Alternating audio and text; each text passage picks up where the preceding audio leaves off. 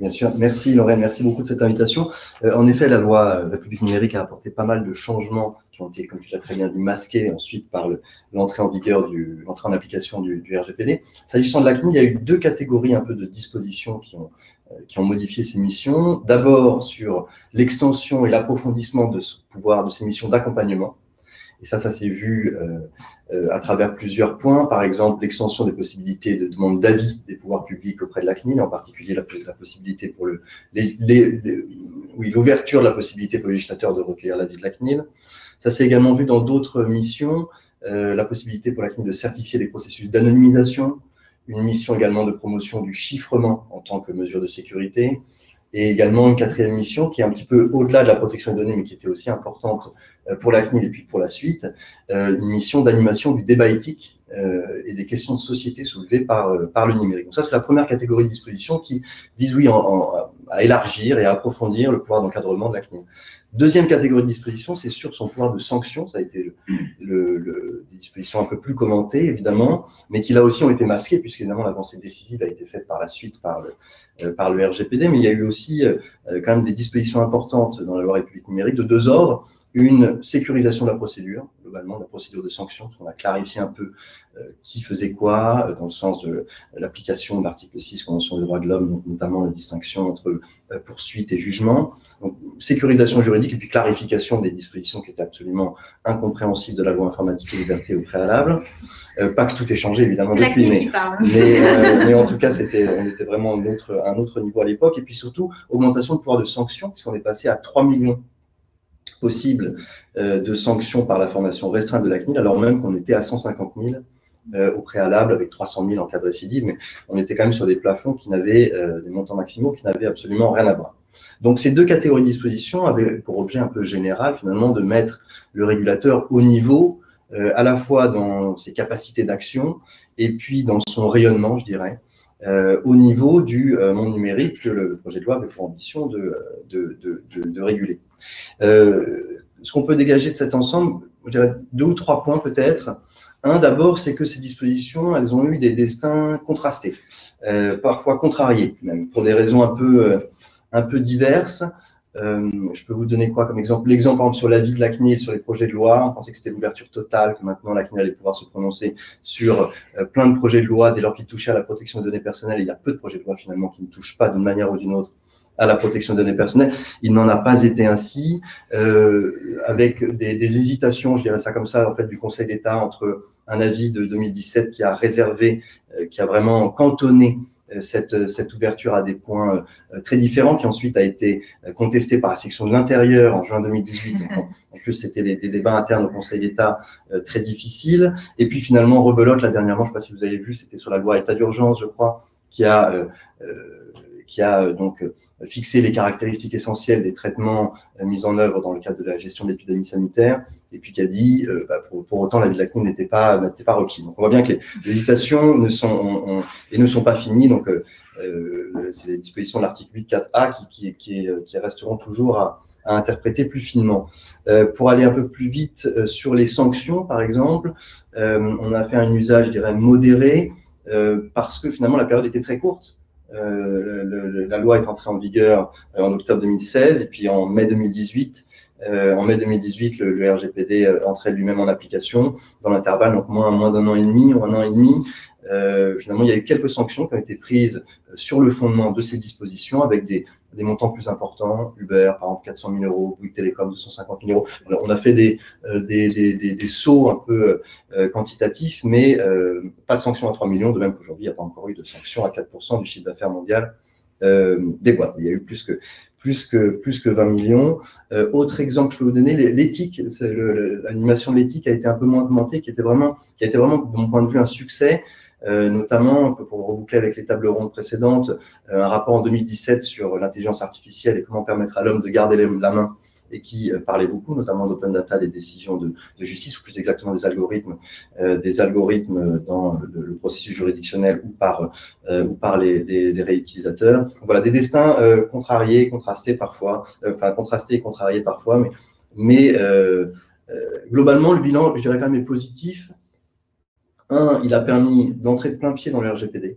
Il a permis la transition sur l'aspect sanction, mais également sur d'autres points. Il a placé la CNIL, il a consacré le rôle de la CNIL comme un acteur important dans le domaine de la sécurité, de la cybersécurité, par le biais de l'aspect anonymisation, l'aspect chiffrement, etc., qui était une dimension peu connue, alors même que la CNIL était déjà très active et qui va continuer à prendre de l'ampleur. Donc là aussi, il y a l'aspect transitionnel.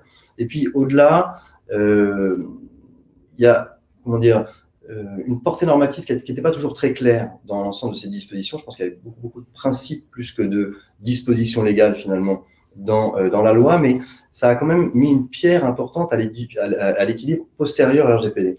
Juste en un mot, le RGPD, tout le monde connaît bien sûr, mais ça n'est pas du tout pour les autorités de contrôle nationales un texte qui place l'accompagnement, le conseil au cœur de son dispositif. C'est vraiment un texte qui est plus axé sur le répressif que sur le conseil. Tout ce qui est conseil, accompagnement, c'est renvoyé à l'EDPB au niveau européen, donc le groupe des CNIL européennes, et pas tant au CNIL national.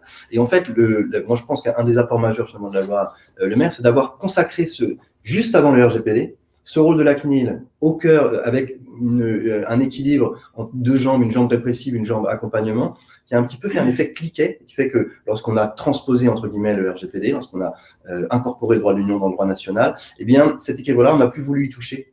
Et ça a été, à mon avis, très utile parce que ça a permis de consacrer le rôle d'accompagnement de la CNIL auquel cette institution tient beaucoup. Merci Annie pour cette synthèse éclairante là-dessus. Moi, je retiens du coup que le RGPD est un texte. La loi République numérique a joué le rôle de texte de transition et également d'apporter un élément un peu de culture de protection des données, on va dire, française, et conserver la tradition de la CNIL, en fait, notamment son expertise très forte en termes de sécurité. Hein, et on en a parlé pendant qu'on préparait la table ronde, mais moi, j'ai été assez marquée par ce renvoi qui a été fait par le Conseil d'État dans le cadre de l'arrêt sur le Health Data Hub, où le Conseil d'État a expressément mandaté la CNIL pour aller voir de plus près les modalités de pseudonymisation des données et voir d'anonymisation de certains extraits de la base. Ce rôle aussi de la CNIL d'accompagnement qui a toujours été, à mon sens, au cœur de l'ADN de la CNIL, qui a toujours essayé de montrer qu'ils n'étaient pas dans la sanction immédiate, mais qu'ils étaient dans l'accompagnement, que même dans les décisions du Conseil d'État, la coopération de la personne morale visée par une sanction est au cœur du calcul du quantum de la sanction et peut permettre de réduire aussi parfois certaines sanctions. Donc là-dessus, on sent bien que la loi République numérique a permis au moins de consacrer, de conserver en quelque sorte ces spécificités de la CNIL, qui est une autorité de protection majeure en Europe et qui donne aussi un peu le là d'une certaine forme de vision de la protection des données. Donc on peut voilà, espérer que ce qui va rester dans la République numérique au-delà du RGPD, c'est ce qu'il y a autour du RGPD, l'éthique en matière d'algorithme, comme vous l'avez dit, qui est quelque chose on peut se demander quelle est l'autorité qui va prendre un peu la main sur ces éléments. Et là, la CNIL, clairement, est en train, grâce à ce soutien du législateur, de poursuivre sa lancée là-dessus. Donc voilà, un texte de transition. En matière de droits des personnes, c'est peut-être encore plus flagrant parce qu'on a des droits nouveaux qui sont demeurés, des droits qui ont complètement disparu et des choses qui avaient été proposées et qui sont finalement encore dans les débats, dans la réflexion.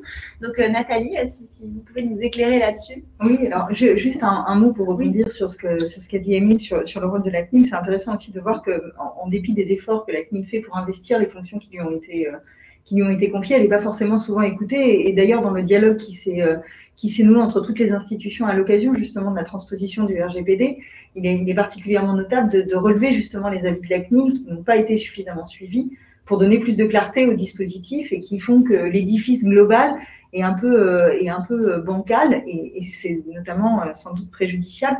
Et la CNIL avait pourtant invité à une autre rédaction. Et alors, pour rebondir plus précisément sur la question des droits, c'est vrai que personnellement, je m'étais montrée un peu critique lorsque la loi Le Maire a été adoptée, notamment parce qu'il y avait un ensemble de droits qui a pu être adopté à la fois dans la loi pour la République numérique, qui était également en discussion ou adopté dans le cadre de… Ah, il faut tourner le… En fait, c'est savoir ceux qui sont… D'accord. Donc, il y avait finalement une concurrence de droits qui étaient susceptibles d'intervenir et qui finalement faisait que l'ensemble des droits qui étaient contenus dans la loi pour la République numérique pouvaient apparaître comme des droits un peu mort-nés, puisqu'ils étaient de toute façon avec une obsolescence programmée initiale par l'entrée en vigueur du RGPD. Alors ces droits, on en a un peu parlé, notamment dans les différentes tables rondes qui nous ont précédées. C'est notamment le cas du droit à la portabilité des données. Droit à la portabilité des données qui, lorsqu'il a été abordé, était une grande innovation dans la mesure où il n'existait pas dans le cadre de la loi informatique et liberté. Donc, il pouvait apparaître comme étant une innovation majeure, sauf que dans le même temps, alors qu'il était consacré dans la loi pour la République numérique, eh bien, il était également consacré dans le RGPD, dans un article 20, qui est également un article qui avait fait l'objet d'un certain nombre de discussions. Alors, on aurait pu imaginer que c'était sonné le glas de ce droit directement en l'adoptant. En réalité, les champs d'application de ces deux dispositions n'étaient pas strictement identiques, ce qui fait que les deux dispositions auraient pu continuer à cohabiter puisqu'elles ne concernaient pas les mêmes données. C'est-à-dire que la loi pour la République numérique avait vocation à s'appliquer exclusivement pour les données qui n'étaient pas soumises au RGPD. Alors après, en fouillant, on aurait pu se dire que finalement, ça concernait un champ d'application assez mince. Mais en réalité, au-delà du champ d'application technique, dans lequel je n'entrerai pas aujourd'hui, il y avait un intérêt qui pouvait être soulevé qui tient à la philosophie des deux dispositions. Pourquoi? Parce que dans le RGPD, en réalité, on se rend compte que c'est une disposition qui a vocation à construire finalement, presque plus dans la perspective du règlement P2B qui a suivi, un droit d'accès pour les concurrents à des données qui appartiennent à des opérateurs. Alors que dans la loi pour la République numérique, c'est véritablement conçu comme un droit de l'individu pour recevoir ces données, pour récupérer ces données, alors même que finalement, pour récupérer toutes ces données, et notamment ces données numériques, qui ne sont pas forcément des données à caractère personnel. Donc, il y avait cette conception-là qui est un petit peu différente dans les deux dispositifs. Alors, ça, c'est pour le droit à la portabilité des données. Droit à la portabilité des données qui est désormais simplement régi par le RGPD, puisque l'entrée en vigueur du RGPD, et notamment les multiples textes qui ont permis sa transposition en droit français, ont abrogé le droit à la portabilité tel qu'il était contenu dans la loi Le Maire. Alors, je vais vite, encore une fois, pour ne pas rentrer dans le détail. Il y avait un autre droit majeur qui a été consacré par la loi pour la République numérique, qui était le droit à l'oubli des mineurs. Là encore, le droit à l'oubli en tant que tel, je ne parle pas du droit à l'effacement, mais véritablement du droit à l'oubli, autrement dit, de la possibilité d'effacer des données qui avaient été traitées licitement à l'origine. Eh bien, cette faculté, elle a été très débattue au niveau européen. Elle a fait l'objet de nombreuses dispositions qui sont allées dans un sens puis dans un autre. Et même dans la reconnaissance définitive, on ne parle pas véritablement de droit à l'oubli, si ce n'est entre parenthèses, on parle véritablement de droit à l'effacement et de droit à l'oubli numérique, entre parenthèses, dans le texte du RGPD. Dans la loi pour la République numérique, le débat a finalement été moins tranché, tout simplement parce qu'on l'a réservé aux mineurs pour des données qui sont des données très spécifiques. Et pour toute personne qui a un ado chez lui, il voit très bien de quelles données il retourne. Alors, qui a un ado chez lui ou qui est un post-ado, pour regarder les étudiants dans cette salle, eh bien évidemment, c'est toutes les données qui sont laissées dans le cadre de la société de l'information, pour reprendre les termes du législateur. Donc concrètement, toutes les données qui vont être mises à disposition sur les réseaux sociaux totalement volontairement et avec le consentement des individus, à un âge où on peut laisser des traces dont on ne voudrait pas qu'elles soient visibles par la suite. Eh bien, dans une perspective de protection de l'enfance, le droit à l'oubli des mineurs avait été consacré, là encore, dans la loi Le Maire. Alors, là encore, de fait, il y a une concurrence avec le RGPD puisque ce droit à l'oubli des mineurs est également consacré dans le RGPD, dans des termes assez proches, à une différence assez importante, qui est la différence de seuil. Pourquoi? Parce que dans le RGPD, et c'est souvent le reproche qu'on a fait à ce texte, c'est qu'on a souvent parlé de règlement GAFAM ou de règlement Facebook, puisqu'il y a un certain nombre de dispositions qui trouvent finalement leur inspiration dans les conditions générales d'utilisation de ces réseaux sociaux. Or, dans le droit américain, sont issues la plupart de ces entreprises, eh bien, il y a un seuil qui est posé dans la minorité à 13 ans à partir duquel, finalement, le mineur est considéré comme moins irresponsable et donc doit pouvoir utiliser plus facilement les réseaux sociaux. C'est la raison pour laquelle, dans les conditions générales d'utilisation, par exemple sur Instagram, au hasard un réseau social, eh bien, vous certifiez sur l'honneur que vous avez plus de 13 ans. En réalité, eh bien, en France ou de manière plus générale en Europe, on a des seuils qui sont beaucoup plus clairs. C'est la minorité et la majorité. Et donc, on a ce seuil, cette différence de seuil dans le droit à l'oubli des mineurs de la loi Le Maire, où le seuil est à la minorité. Donc, on protège tous les mineurs qui vont jusqu'à 18 ans. Là où, au contraire, dans le cadre du RGPD, eh bien, ce sont les mineurs de moins de 15 ans, parce qu'après débat national, c'est le seuil qui a été choisi en France. Donc, on a finalement, dans le cadre du RGPD, désormais des mineurs qui sont moins protégés, entre 15 et 18 ans, qu'ils ne l'étaient finalement entre 2016 et 2018. Autre droit extrêmement important qui a été reconnu et qui, là, ne fait pas l'objet d'une concurrence européenne et qui donc est maintenu, mais dont on ne sait pas encore très bien quel sera son devenir, c'est le fameux droit à la mort numérique, ou en tout cas le droit de prévoir des directives post-mortem, qui a été prévu dans le cadre de la loi Le Maire. Alors là, la loi pour la République numérique a été finalement en avance de son temps, puis en avance sur le législateur européen, dans la mesure où le législateur européen a préféré botter en touche, pour parler un peu de manière triviale, et a laissé les législateurs nationaux décider de ce qu'il y avait à faire avec la mort numérique. C'est un vrai problème matériel. À la veille de la loi Le Maire, la CNIL comptabilisait plus de 13 millions de comptes Facebook de personnes décédées. Donc, on imagine qu'il y avait vraiment un sujet. Et au-delà de ça, la question de la récupération des informations de personnes qui ont désormais une activité et une vie numérique importante peut poser des difficultés, notamment dans la résolution d'un certain nombre de successions. Donc, le sujet n'était pas que anecdotique au sujet des comptes de personnes décédées, mais avait un véritable enjeu pratique et pragmatique dans la résolution des différentes successions qui pouvaient se poser. Donc, le législateur a, en avance du RGPD, prévu cette possibilité de laisser des directives générales ou particulières à un tiers, et on retrouve les fonctions de la CNIL, qui seraient certifiées par la CNIL.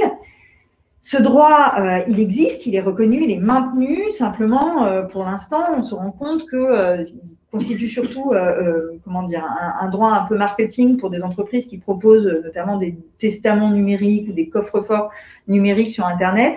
Les notaires tentent de s'emparer encore de cette question. C'était un point qui faisait l'objet d'une discussion du Congrès des notaires, au Congrès national des notaires en 2017.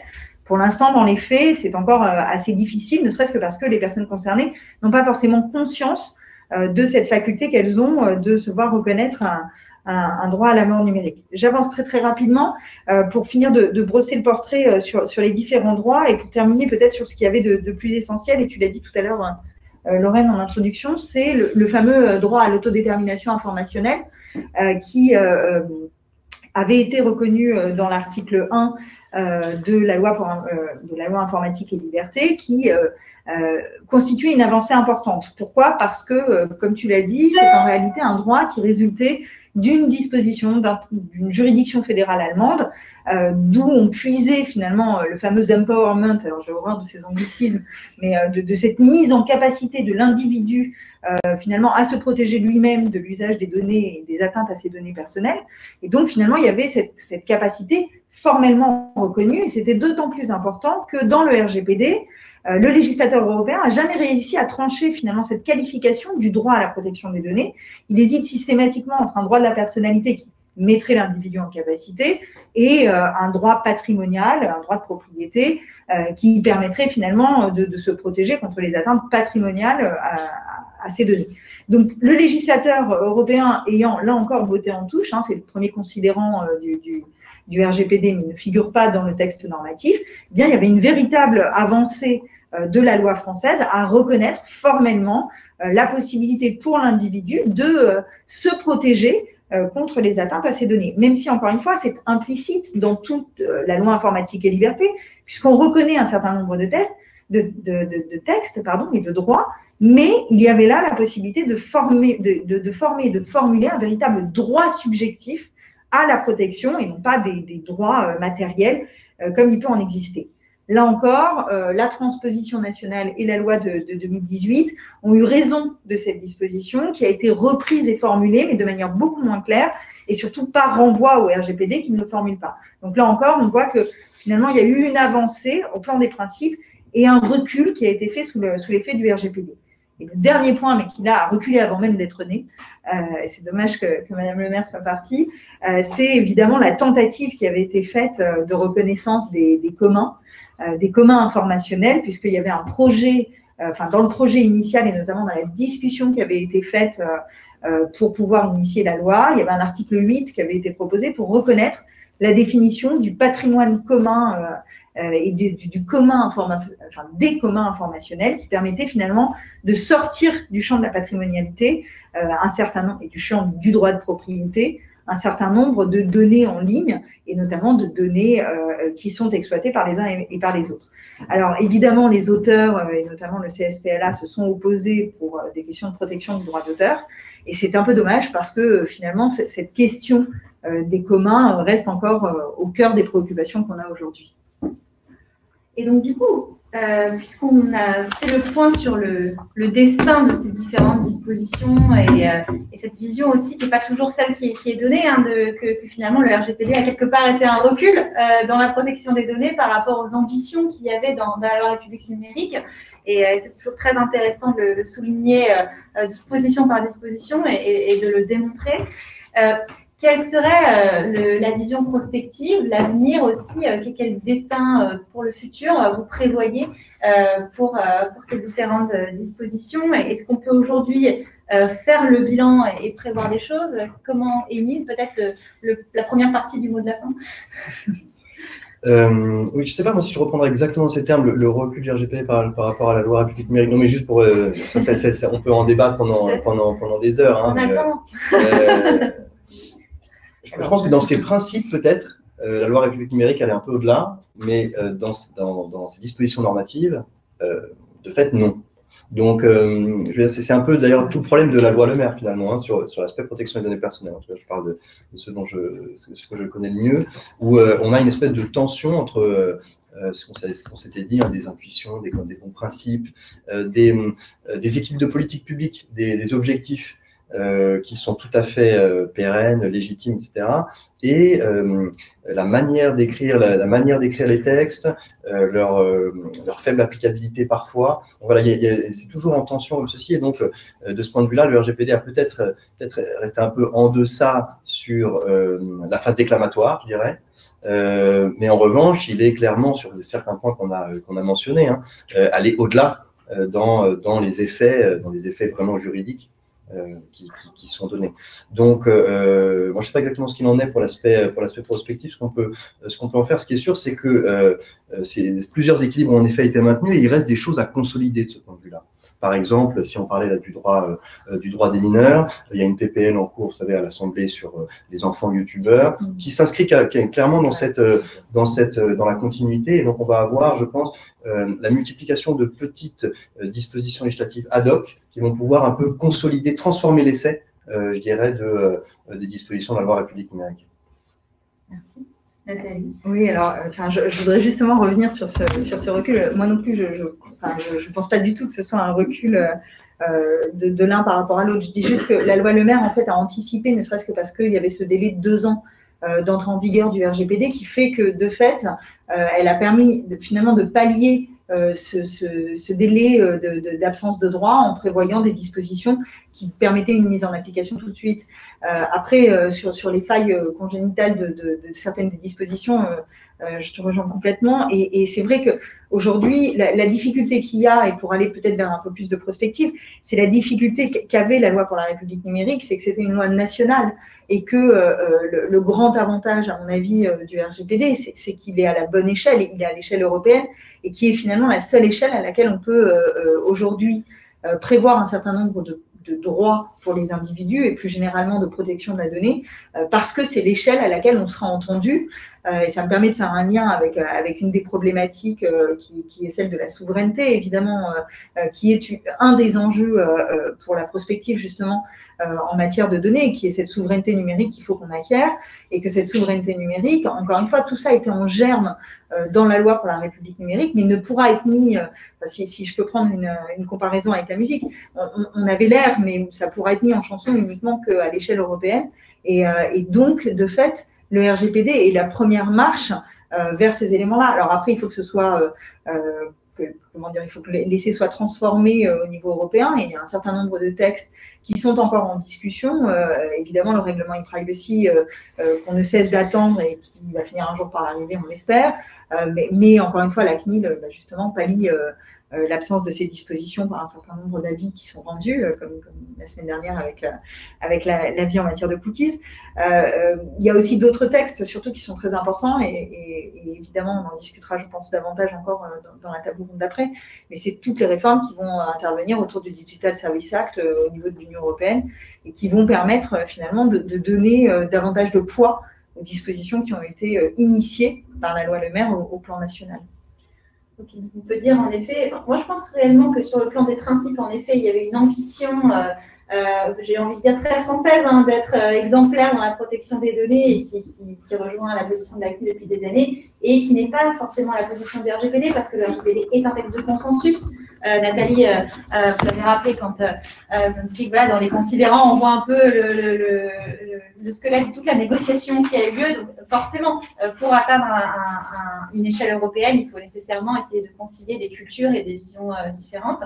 Mais donc, peut-être pour conclure en synthétisant encore une fois ce qui a été dit, c'est en effet que la République numérique a posé des bases, a posé des chantiers qui sont en fait toujours en cours de discussion en fait sur pas mal de domaines. Et cette ambition, ce côté extrêmement large aussi des sujets qui sont traités par cette loi, fait qu'en effet certaines dispositions ne sont pas encore totalement acceptées par le droit, reprises par les juridictions, mais elle a posé les bases de débats qui sont encore tout à fait d'actualité. Moi, je vais citer également en termes de droits des personnes, on sent bien que demain, la question des nouveaux droits pour les personnes est la question en cours. Est-ce qu'il faut avoir un peu plus voilà, d'empouvoirisation, je crois que c'est le mot, je prends ce terme là-dessus, sur les données. Et je pense aussi aux travaux doctrinaux sur le droit à l'inférence raisonnable, hein, sur le fait que, notamment cette compétence de la CNIL sur les algorithmes et ce fait qu'on peut déduire sur nous des informations, inférer voilà, des éléments sur nos vies. Est-ce qu'on a un droit sur ces éléments qui font peut-être partie aussi de la R&D des entreprises? Enfin, il y a énormément de nouveaux droits qui sont en discussion et qui vont probablement arriver demain. Et le gros sujet, et là vraiment, je voudrais faire un clin d'œil à la table qui va nous suivre sur toutes ces problématiques de transparence des plateformes et de droits des personnes vis-à-vis de ces plateformes qui ont été vraiment distillées dans la loi République numérique. C'est l'énorme sujet de demain. Et on a hâte d'entendre ce que vont dire les prochains intervenants. Merci beaucoup, Nathalie. Merci beaucoup.